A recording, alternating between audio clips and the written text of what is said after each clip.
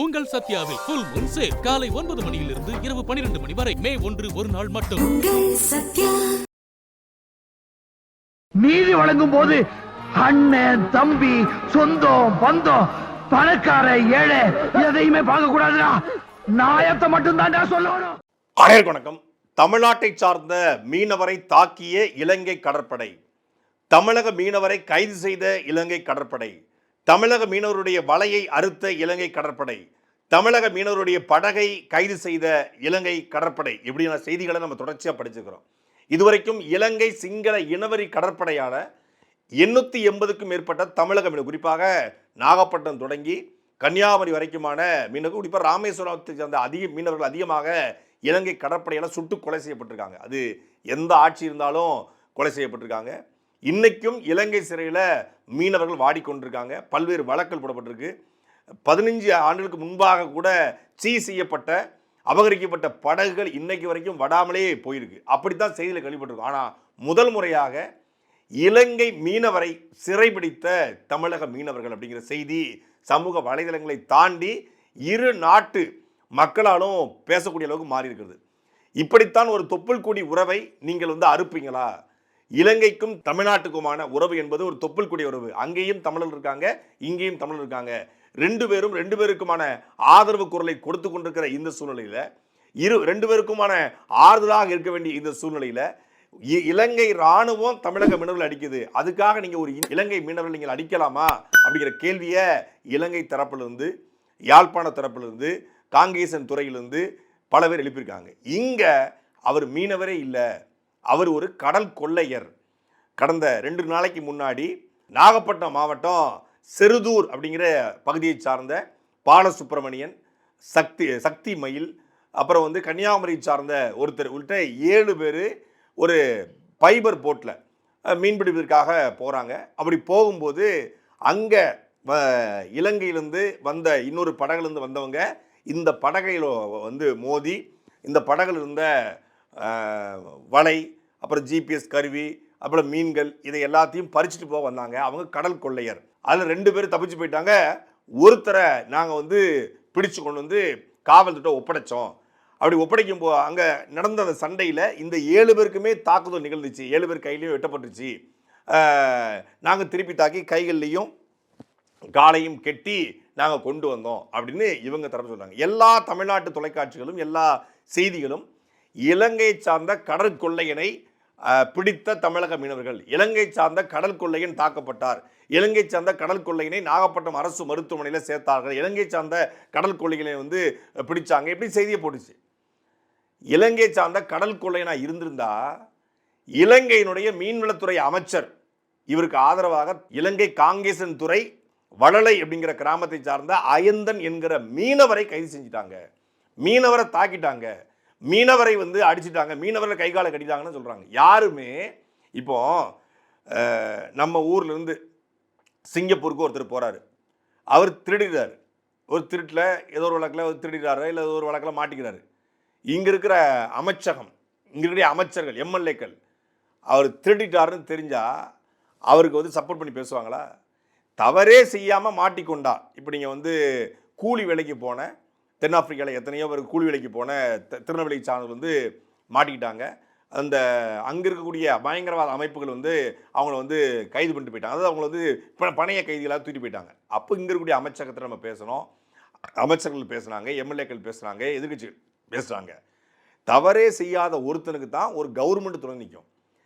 இலங்கையினுடைய மீன்வளத்துறை அமைச்சர் நேரடியாக சம்பந்தப்பட்டு இங்கே இருக்கக்கூடிய ஒரு மீனவர் அயந்தன் என்கிற காங்கேசன் துறை வளலை என்கிற கிராமத்தை சார்ந்த அயந்தன் என்கிற மீனவர் கைது செய்யப்பட்டாருன்னு சொல்கிறாங்க. அங்கே அவங்க மீனவருங்கிறாங்க, இங்கே எப்படி கடல் கொள்ளைன்னு சொல்கிறீங்க? இந்த 2 மீனவர்களுக்கும் என்ன நடந்துச்சு அப்படின்னு யாருக்கும் தெரியலை. அவங்க வந்ததாகவும் இவங்க வலையை அறுத்ததாகவும் தாக்குனான்னு சொல்கிறாங்க. மேபி கடலுக்குள்ளே 2 பேருக்கும் சண்டை நடந்திருக்கலாம், ஏதோ நடந்திருக்கலாம், அதில் மாற்றுக்கிறது இல்லை. ஆனால் இலங்கையிலேருந்து வந்தாலே அவன் திருடன், அவன் கடல் கொள்ளையன் அப்படின்னு பட்டத்தை கொடுப்பதற்கு யார் உங்களுக்கு உரிமையை கொடுத்தது? நான் ஏன் இதில் ஆணித்தரமாக அவர் மீனவராக இருக்க வாய்ப்பு இருக்குது, கடற்கொள்ளையை இல்லைன்னு அடிச்சு சொல்கிறேன்னா, இலங்கையிலிருந்து வந்தாலே, அதாவது வழி தவறி காற்றின் போக்கில் வந்தாலே, டீசல் தீர்ந்து போய் வந்தாலே அவனை திருட்டு பட்டம் கட்டி சிறையில் போடக்கூடிய நாடு இந்த நாடு. 2021 புழல் சிறையில் இருக்கும்போது 4 பேர், அந்த 4 பேரையும் என்ன பண்ணுவாங்கன்னா, அது இது வரைக்கும் எங்கேயும் பதிவு பண்ணலை, ஒரு வேதனையானது. அந்த 4 பேரையும் ஒட்டுமொத்தமாக அந்த 600 பேர் இருந்த அந்த சிறையில், அந்த நியூ பில்டிங்கில், அந்த ஒட்டுமொத்த சிறையினுடைய கழிவறை அந்த 4 பேர் தான் கழுவி விட்டாங்க. என்னடா இது, அதாவது அந்த ரொட்டேஷனாக வந்து சிறையில் வந்து கழிவறையை கழுவிடுவாங்க பொதுவாக. அப்போ பெரும்பாலான அந்த கஞ்சா வழக்கில், அப்புறம் இந்த பாலியல் சீண்டல் வழக்கில், போக்சோவில் வந்திருக்கவன தான் அந்த கழிவறையை கழுவிட ஒரு பனிஷ்மெண்ட் மாதிரி கொடுப்பாங்க, அந்த சிறையில் இருக்கக்கூடிய அந்த காவலர் சொல்லுவார். ஆனால் இந்த 4 பேரும் தான் எல்லா கழிவறையும் கழுவணும். இவங்க 4 பேர் தான் அந்த வடாண்டாவை கூட்டி பெருக்கணும், இந்த 4 பேர் தான் வந்து காலையில் எழுந்திரிச்சு 6 மணிக்கு வந்து தண்ணி தெளிக்கணும், எல்லா வேலையும் பார்க்கணும். அப்போ எனக்கு ஒரு 10 நாள் நான் அதை கேட்கல, எல்லாம் யாருக்கிட்டையும் சரியாக பேசலை. அப்புறம் வந்து கூப்பிட்டு இந்த 4 பேரை மத்தியானம் ஒரு நடக்கும்போது வந்து உட்கார, வாங்க யாருங்க நீங்கள் வாங்கன்னு சொல்லி கூப்பிட்றேன். எதுக்கு வந்து உட்கார்ந்து வந்து நீங்கள் யாருன்னு கேட்டவுடனே, அண்ணா நாங்கள் வந்து இலங்கை, நாங்கள், எனக்கு தூக்கி வாரி போயிடுச்சு. ஏங்க நீங்கள் எதுக்கு இங்கே வந்து மாட்டினீங்க அப்படின்னா, எதுக்கு உங்களை இது பண்ணி விட்றாங்க, இல்லை நாங்கள் வந்து இலங்கைனால எங்களுக்கு யாரும் கேட்குறதுக்கு ஆள் இல்லை, அதனால் வந்து எங்களை வந்து இந்த மாதிரி வந்து டாய்லெட் கழுவ சொல்கிறாங்க, எங்களை வந்து கூட்டி போயிருக்க சொல்கிறாங்க அப்படின்னாங்க. அப்போது என்ன பிரச்சனை, எதுக்காக நீங்கள் வளர்க்கலாமா, என்ன வழக்கு உங்களுக்கு அப்படின்னு கேட்டதுக்கு, நான் கூட சரி அகதிகள் முகாம்லேயோ இல்லை வந்து இங்கே இருக்கக்கூடிய சிறப்பு முகாம்ங்கிற பேரக்கூடிய முகாம்கள்லையோ மாட்டிக்கிட்டாங்க போல இருக்குது அப்படி தான் நினச்சேன். அவங்க சொல்கிறாங்க 4 பேருமே இலங்கையை சார்ந்த மீனவர்கள், அது தமிழீழ பகுதியை சார்ந்த மீனவர்கள். இவங்க என்ன பண்ணியிருக்காங்க, 2021 சரியாக ஒரு ஜனவரி மாதம் வாக்கில், 2022 ஜனவரி மாதத்தில், நான் 2021 கடைசியில் உள்ளே போகிறேன், 2022 ஜனவரி மாதம் வாக்கில், அப்போது இலங்கையிலேருந்து மீன் பிடிக்க வராங்க. 3 நாளைக்கு தேவையான டீசலோட வராங்க. மீன் கிடைக்கலன்னொடனே இவங்க என்ன பண்ணுறாங்க, அங்கே சுற்றிட்டே இருக்காங்க, டீசல் தீர்ந்து போகுது. கடலில் வந்து இயற்கையாக ஒரு சுழல் உருவாகுது, இந்த சுழலில் சிக்கிறாங்க. சுழலில் சிக்கி கொண்டு வந்து எங்கேயோ தள்ளிடுது, நடுக்கடலில் எங்கேயோ கொண்டு தள்ளிடுது. இவங்க வந்து இருக்கிற இதை போட்டு துடுப்பை போட்டு இது பண்ணி அப்படியே தத்தளிச்சிருக்காங்க, யாருமே வந்து காப்பாற்ற வரல. அப்போ ஒரு கடற்படையினுடைய படகு வருது, வந்தால் இந்திய கடற்படை படகு. அவங்க என்ன பண்ணிடுறாங்க, அவங்ககிட்ட கோரிக்கை வைக்கிறாங்க, சார் இந்த மாதிரி நாங்கள் வழி தவறி வந்துட்டோம், எங்கே நிற்கிறோம்னு எங்களுக்கு தெரியலை, இவங்க நாட்டுக்கு போகிறதுக்கும் எங்களுக்கு வழி இல்லை, நாங்கள் வந்து நங்கூரத்தை போட்டு நின்றுட்டு இருக்கோம், நீங்கள் வந்து எங்களை காப்பாற்றுங்கன்றன்னு சொல்லி இவங்க கோரிக்கை வச்சுருக்காங்க. அப்போ அங்கே தமிழ் தெரிந்த ஒரு அதிகாரி இருந்திருக்காரு. இப்போ அவர்கிட்ட கோரிக்கை வச்சோடனே, நாங்கள் வந்து உங்களை காப்பாற்ற முடியாது, நாங்கள் உங்களுக்கு வந்து தகவல் கொடுத்துட்றோம், நாங்கள் தகவல் கொடுத்து உங்கள் டீமை வர சொல்கிறோம் அப்படின்னு சொல்லிட்டு அவங்க கிளம்பி போயிடுறாங்க. இவங்க யார், என்ன விவரம் எல்லாத்தையும் எழுதிட்டு போயிடுறாங்க. இது பதிவு செய்யப்படுது, இந்தியாவுடைய கடற்படைக்கிட்ட இவங்க இந்த மாதிரி தத்தளிச்சிக்கிறது சொல்லிடுறாங்க. அதுக்கப்புறம் இவங்க அப்படியே அந்த காற்றோடைய வேகத்தில் சரி போயிடலாம், கொஞ்சமாக அப்படி தள்ளி போகலாம் அப்படின்னு சொல்லி வரும்பொழுது திருப்பி என்ன ஆகுதுன்னா, தமிழ்நாட்டை சார்ந்த ஒரு மீனவருடைய படகு வருது, ஒரு போட்டு வருது, அதை பார்த்துடுறாங்க. சரி தமிழ்நாட்டு மீனவருடைய படகு வந்துருச்சு, நம்மளை எப்படியும் காப்பாற்றிடுவாங்க அப்படின்னு சொல்லி நினைக்கிறாங்க. திருப்பி வந்து உதவி கேட்குறாங்க.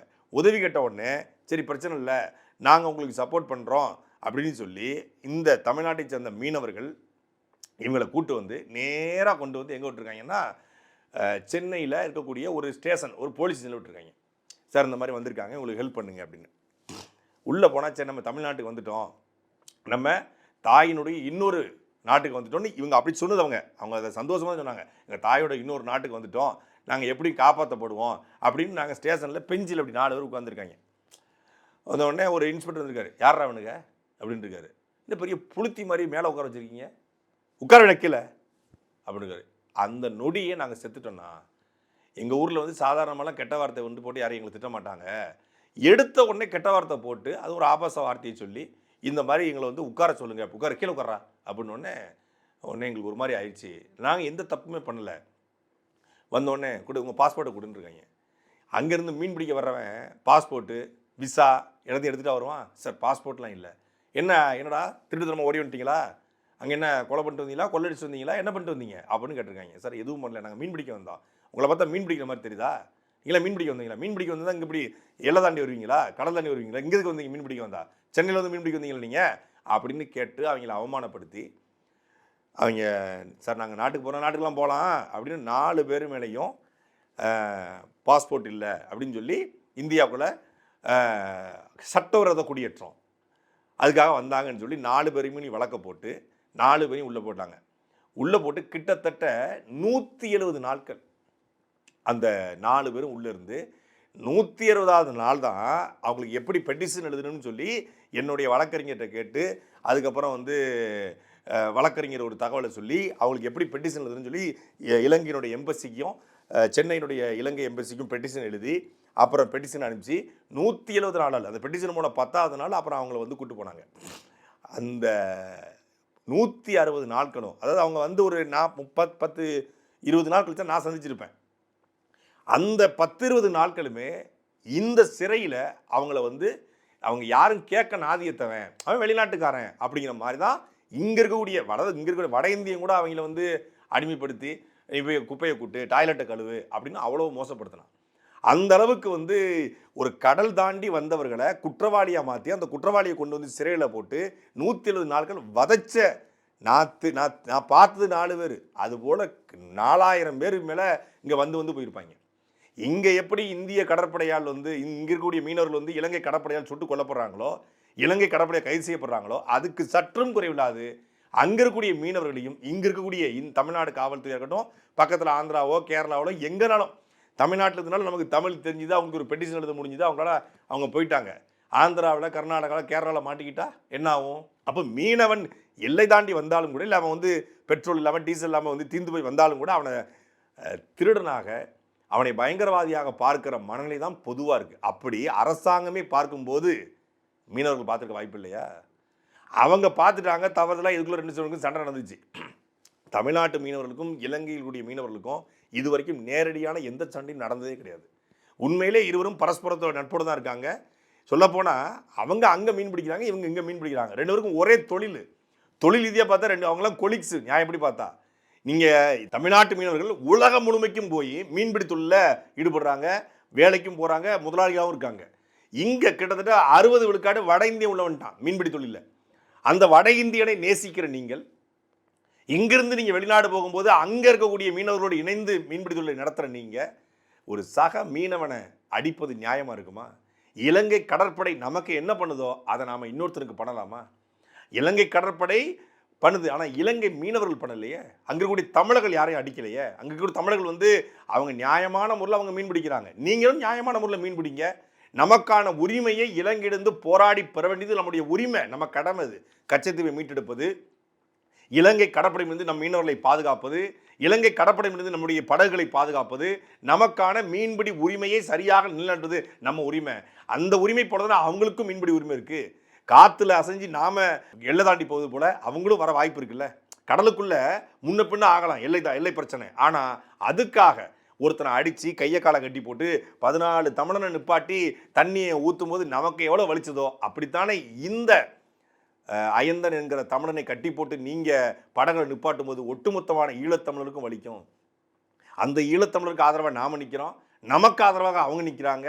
என்ன நடந்தாலும் 2 நாடாக இருந்தாலும் மொழியால், இனத்தால், பண்பாட்டால், கலாச்சாரத்தால் நாம் தொப்புள் கொடி உறவாக இணைஞ்சிருக்கிறோம். அந்த உறவை, அந்த தொப்புள் கொடியை அறுக்கலாமா? அதை அறுப்பதற்கு யார் நின்றாலும் அது தவறு, அது கண்டிக்கத்தக்கது. இனிமேலாவது தமிழக மீனவர்களும் இலங்கை மீனவர்களும் அண்ணன் தம்பிகளாக மொழியால், இனத்தால் நாம் ஒன்றுபட்டவர்களாக நிற்க வேண்டும். நமக்கான உரிமையை நம்ம போராடி பெறுவோம், அதுக்கு எல்லாரும் சேர்ந்து நிற்போம். ஆனால் இப்படி வழிதவறியோ எதற்காகவோ வந்தவனை நீங்க கடல் கொள்ளையன் என்று திருட்டு பட்டம் கட்டுவது வன்மையாக கண்டிக்கத்தக்கது. சாட்டை எடுத்து நாட்டை திருத்து, இளம் தலைமுறை தானே நீ